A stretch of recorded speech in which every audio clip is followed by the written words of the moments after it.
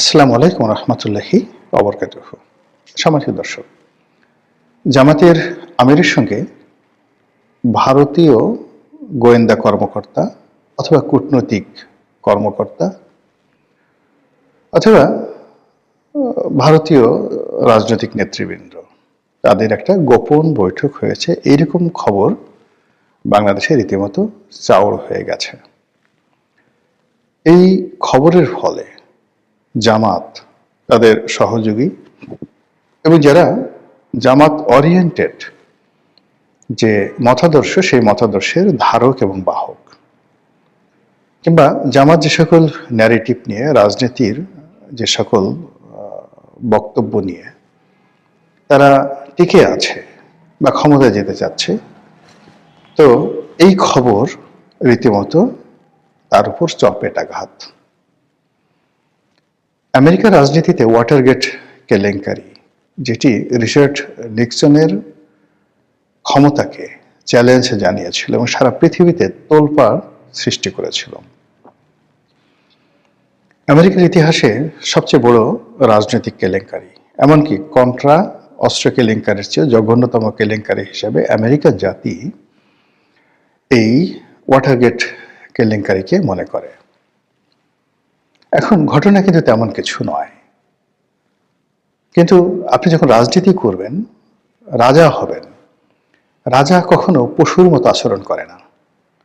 রাজা কখনো নিষিদ্ধ প্রাণী, নোংরা প্রাণীর মতো আচরণ করে না। শেয়াল, বেজি, সজারু, গন্ডারের মতো রাজা কখনো আচরণ করে না। রাজার আচরণ বাঘের মতো, সিংহের মতো। শিয়াল, কাক এগুলো সব চোর, অন্ধকারের নিশাচর প্রাণী, বাদর, এদের মতো কখনো রাজা আচরণ করতে পারে না। এই যে একটা থিওরি, সেই থিওরিটিকে অপমান করেছিলেন রিচার্ড নিক্সন এবং তার যে ইলেকশন পরিচালনা কমিটি তারা। আপনারা জানেন যে আমেরিকাতে দুটো রাজনৈতিক দল রয়েছে, ডেমোক্র্যাট এবং রিপাবলিকান।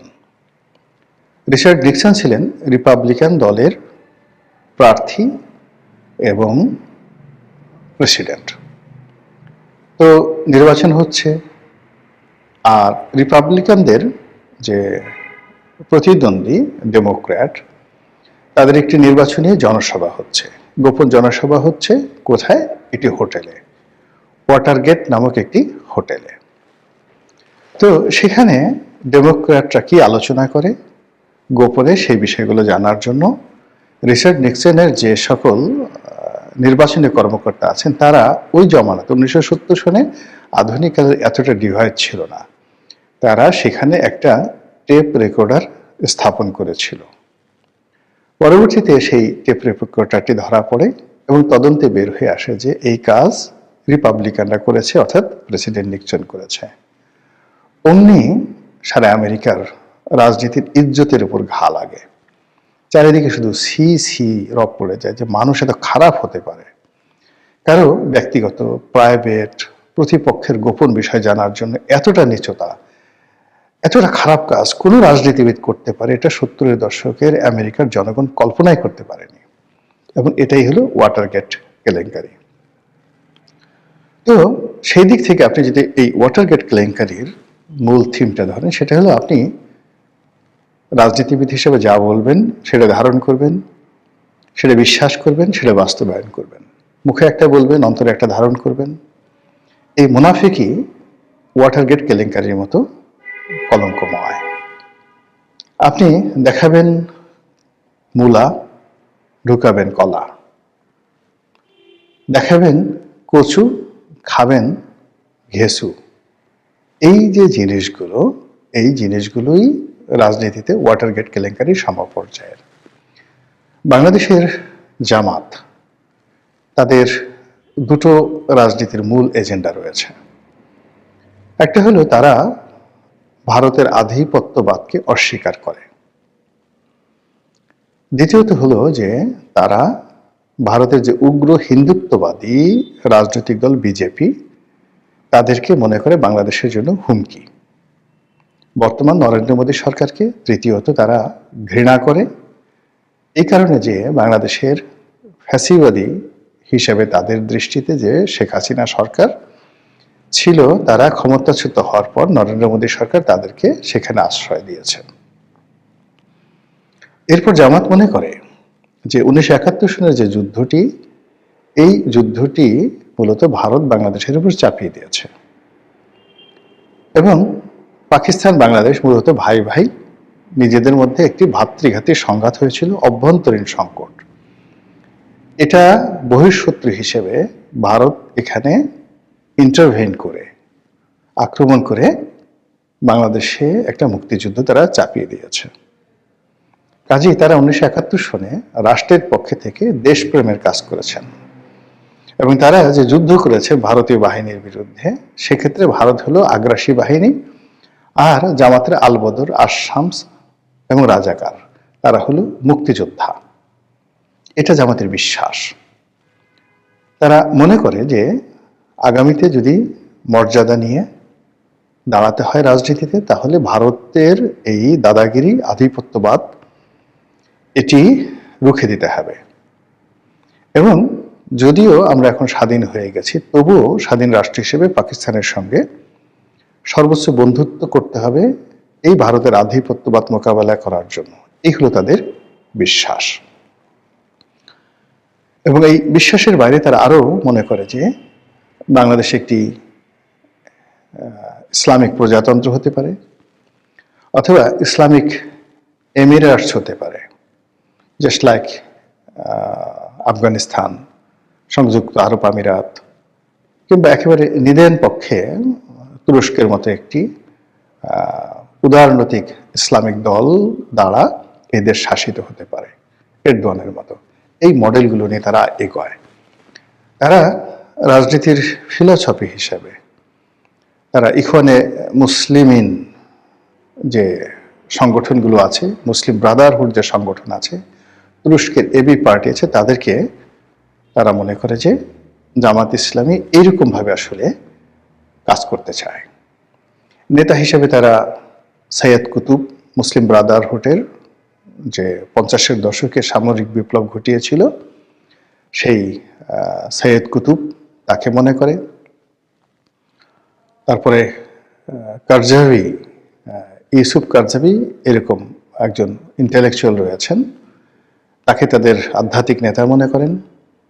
আর আবুল আলা মওদুদি এবং আবু ওহাব নজদি, এদের যে ধর্মতত্ত্ব, সেই ধর্মতত্ত্ব তারা ইবনে আরাবি পর্যন্ত, অর্থাৎ আগে ইবনে আরাবির থেকে যে থিওলজি, মুসলিম থিওলজি, ইসলামিক থিওলজি শুরু হয়েছে, সেই ইবনে আরাবি, তারপর ইবনে কাসির, ইবনে কাসিরের পর আবু ওহাব নজদি, এরপরে আবুল আলা মওদুদি হয়ে বাংলাদেশে গোলাম আজম হয়ে এই ধর্মতত্ত্ব তারা বিশ্বাস করে। তো এইভাবে করতে করতে করতে করতে 2024 সালের যে জুলাই আগস্ট বিপ্লব হলো, সেই বিপ্লবের সবচেয়ে বড় স্টেক হোল্ডার, মাস্টার মাইন্ড, সেনাপতি, যা বলেন না কেন, এটা মূলত জামাত। আমরা সবাই এখন জানি যে এনসিপি, টেনসিপি, অন্য যে সকল 10টি প্রক্সি সংগঠন রয়েছে, 10 থেকে 15টি, এটি মূলত জামাতেরই A team, B team, C team, D team. তাদের মাধ্যমে সেই যে 2008-9 সন থেকে জামাত যে প্রস্তুতি নিয়ে যাচ্ছে ধারাবাহিকভাবে, সেটির বিস্ফোরণ ঘটেছে 2024 সনের আগস্ট মাসে। ফলে জামাত এই মুহূর্তে বাংলাদেশের সবচেয়ে শক্তিশালী সংগঠন, যাদের হাতে রাষ্ট্র ক্ষমতা আছে। এবং আজকের দিন পর্যন্ত জামাতই আসলে রাষ্ট্র চালাচ্ছে। আর জনপ্রিয় দল হিসেবে, শক্তিশালী দল হিসেবে, যেখানে যেখানে আসলে প্রভাব বিস্তার করলে জামাতের ক্ষমতায় আসতে, রাষ্ট্র পরিচালনা করতে কোনো সমস্যা হবে না, বরং বদনাম হবে, সেই জায়গাগুলো তারা বিএনপিকে ছেড়ে দিয়েছে। Tempo stand, bus stand, bank, বিমা, চাঁদাবাজি থেকে শুরু করে পুলিশের বড় বড় নিয়োগ বদলি, সিভিল সার্ভিসের মানে মিডল ক্লাসের কর্মকর্তাগুলো সব জামাত তাদেরকে ছেড়ে দিয়েছে এবং বিএনপি সেইকে নিয়ে মুড়ি মুরকির মতো তারা খাচ্ছে।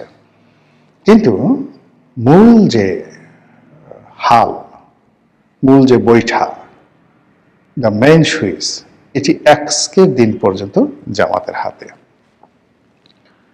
তো এই সময়ের মধ্যে জামাতের আমির আন্তর্জাতিক বার্তা সংস্থা রয়টার্সকে একটি সাক্ষাৎকার দিলেন। তিনি সাক্ষাৎকারটি কেন দিলেন, কিভাবে দিলেন, এটা আমার মাথায় ঢুকছে না, বা এটার আদৌ প্রয়োজন ছিল কিনা আমি জানি না। সম্ভবত ঈর্ষা তাদেরকে পেয়ে বসেছিল।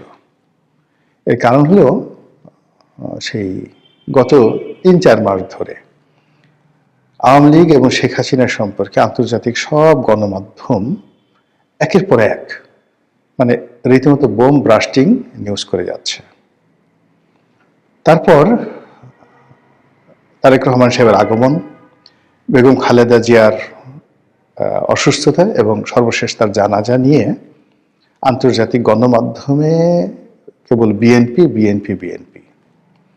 এর ফলে জামাতের সম্ভবত ইগোতে লেগেছে, এবং এই কারণে হয়তো, হতেও পারে নাও হতে পারে, রয়টার্সের সঙ্গে জামাতের আমির একটি সাক্ষাৎকার দিয়েছেন, এবং সাক্ষাৎকার দিতে গিয়ে তিনি নিজে ইচ্ছা করে হোক বা রয়টার্সের যে সাংবাদিক তার প্রশ্নের ফাঁদে পড়ে হোক, যেভাবে হোক তিনি একটি কথা বলে ফেলেছেন। সেই কথাটি হলো ভারতীয় কূটনীতিবিদদের সঙ্গে বা ভারতীয় কর্মকর্তাদের সঙ্গে তার একটা গোপন বৈঠক হয়েছে, এবং সেই গোপন বৈঠক তিনি গোপন রেখেছেন এই কারণে যে ওই বৈঠকের যারা কর্তা তারা বলেছিলেন যে এটি যেন প্রকাশ্যে না বলা হয়, অর্থাৎ ভারতীয় কর্তৃপক্ষ জামাতের আমিরকে নিষেধ করেছিলেন। এই কথার আগা মাথা, সত্য মিথ্যা মানে অন্তর্নিহিত তাৎপর্য কোনো কিছু বিবেচনা না করে চারিদিকে শুধু ছি ছি ছি ছি ছি, সেই ওয়াটারগেট কেলেঙ্কারির মতো এত সুন্দর দাড়ি নিয়ে, এত সুন্দর টুপি নিয়ে এইভাবে মানুষ এই কাজ করে, সারাক্ষণ মানে ইন্ডিয়াকে গালাগালি করছেন, এই মানে আপনাদের যে বি টিম সি টিম দিয়ে 7 সিস্টার আলাদা করছেন, ডি টিম দিয়ে মুজাহিদ বাহিনী গঠন করছেন, দিল্লি দখল করবেন, আর অন্যদিকে ক্ষমতায় যাওয়ার জন্য দিল্লির পাস আসছেন, দিল্লির লোকের সাথে গোপনে বৈঠক করছেন। কেউ বলছে যে তিনি যখন অসুস্থ ছিলেন তখন তার সঙ্গে দেখা করতে এসছে, কেউ বলছে তিনি দেখা করার জন্য লন্ডনে গেছেন, এবং জামাতের যারা লোকজন আছেন, এরকম একটা ছিছি অবস্থা। অন্যদিকে যেটা হলো, জামাতের যে সকল ভাড়া করা বট বাহিনী আছে, যারা ইউটিউবার রয়েছে, যাদেরকে সবাই টোকাই ইউটিউবার বলে, এদের কারো নাম 3 ইঞ্চি, কারো নাম ইল্লু, কারো নাম পিঙ্কু, নানা রকম এদের নাম হয়ে গেছে। এই লোকগুলো এই ভারত বিরোধিতাকে চাঙ্গা করে, মানে কতগুলো অন্ধ বাংলাদেশের মানুষ, কতগুলো অন্ধ, কতগুলো বেকুব, কতগুলো মূর্খ, এই একটা বেস, একটা ফ্যান এবং ফলোয়ার বেস তারা গড়ে তুলেছে এই বট বাহিনী। তো এই বট বাহিনীর মুখে, মানে জোকের মুখে যদি আপনি লবণ দেন, কিংবা ধরুন কোনো একটা মানুষের মুখের মধ্যে যদি আপনি খুব দুর্গন্ধযুক্ত মনুষ্য বিষ্ঠা আচ্ছা মতো তার মুখের মধ্যে ভরে দেন এবং মেখে দেন, তখন সেই প্রাণীটির যে দুরবস্থা হবে। এখন এই যে জামাতের বট বাহিনী, জামাতের ভাড়া করা সেই ইউটিউবার, এই গোষ্ঠীটির মুখে রীতিমতো সেই আবর্জনা পড়েছে, চুন পড়েছে, চুনকালি লেগে গেছে। তারা এখন কি বলবে? ঘটনা যা গবার তা ঘটে গেছে, আলোচনা হচ্ছে, সমালোচনা হচ্ছে। এর মধ্যে জামাতের পক্ষ থেকে, আমিরের পক্ষ থেকে বলা হয়েছে যে এটা একেবারে নেহায়েত একটি যাকে বলা হয় সৌজন্য সাক্ষাৎ ছিল। তিনি যখন অসুস্থ ছিলেন, দলে দলে লোক তাকে দেখতে এসেছে, ভারতের লোকও দেখতে এসেছে, অন্যান্য যারা এসেছেন তাদের ব্যাপারে জামাত প্রেস রিলিজ দিয়েছে যে অমুক দূতাবাস থেকে এসছে, অমুক কূটনীতিবিদ আসছে, ইউরোপীয় ইউনিয়নের লোকজন আসছে। কিন্তু ভারতের যে সকল লোক তার সঙ্গে দেখা করতে এসছে তারা অনুরোধ করেছিল যেন এই বক্তব্যটি প্রেসে না আসে, বা তারা যে এসছে এটা যেন প্রেসে না আসে। যেহেতু জামাত ইমানদার একটা দল, ভদ্র একটি দল, এবং শত্রু মিত্র সকলের জন্য তাদের দরজা খোলা, এবং তারা যত শত্রু হোক না কেন তাদের প্রতি অনেক উদার। যেহেতু ভারতের যারা লোকজন আসছে তারা আসছে ভদ্রতা দেখিয়ে, এবং তারা তো সেই অবস্থাতে তাদের সাথে অভদ্রতা দেখাতে পারে না, বলতে পারে না যে আমরা তোমাদের সঙ্গে দেখা করব না। আবার দেখা করার পর তারা এটা অনুরোধ করেছে, সেই অনুরোধটা তারা রেখেছে। এই হলো বক্তব্য, কিন্তু কেউ বিশ্বাস করছে না। তারা বরং এই যে জামাত আমিরের এই বক্তব্যকে আরো নেতিবাচক অর্থে তারা ব্যাখ্যা এবং বিবৃতি দিচ্ছে। সব মিলিয়ে মানে জামাতের জন্য এই যে এই সময়টি একের পর এক, এই যে হাদির মৃত্যু, বেগম জিয়ার মৃত্যু, তারেক রহমান সাহেবের বাংলাদেশে আসা, এই রয়টার্সের সাথে সাক্ষাৎকার দেওয়া, এরপর প্রধান বিচারপতির সেই শপথ গ্রহণ উপলক্ষে ডক্টর মোহাম্মদ ইউনূসের বঙ্গভবনে যাওয়া, বঙ্গভবনে যাওয়ার পর সেখানে শাহাবুদ্দিন চুপ্পু সাহেবের যে ভাবসাব, তার মুখের হাসি এবং তার যে হাঁটা চলা, সব মিলিয়ে জামাত গত 17 মাস ধরে যে স্বাচ্ছন্দ্যে চলছিল, যে একটা গন্তব্য তৈরি করে ফেলেছিল, এবং যেভাবে একটা সরকার গঠন করার জন্য তারা আশাবাদী হয়ে পড়েছিল, যেভাবে তারা এটি খেলাফত কায়েমের চিন্তা করেছিল, সব মিলিয়ে এই রয়টার্সের সাক্ষাৎকারের মাধ্যমে যে ঝামেলা তৈরি হয়েছে, যে দৈন্যতা প্রকাশ পেয়েছে, যে রাজনৈতিক কেলেঙ্কারি তৈরি হয়ে গেছে, এটি সম্ভবত তারা সামাল দিতে পারবে না। মহান আল্লাহ আমাদের সবাইকে হেদায়েত দান করুন এবং হেফাজত করুন। আসসালামু আলাইকুম ওয়া রাহমাতুল্লাহি ওয়া বারাকাতুহু।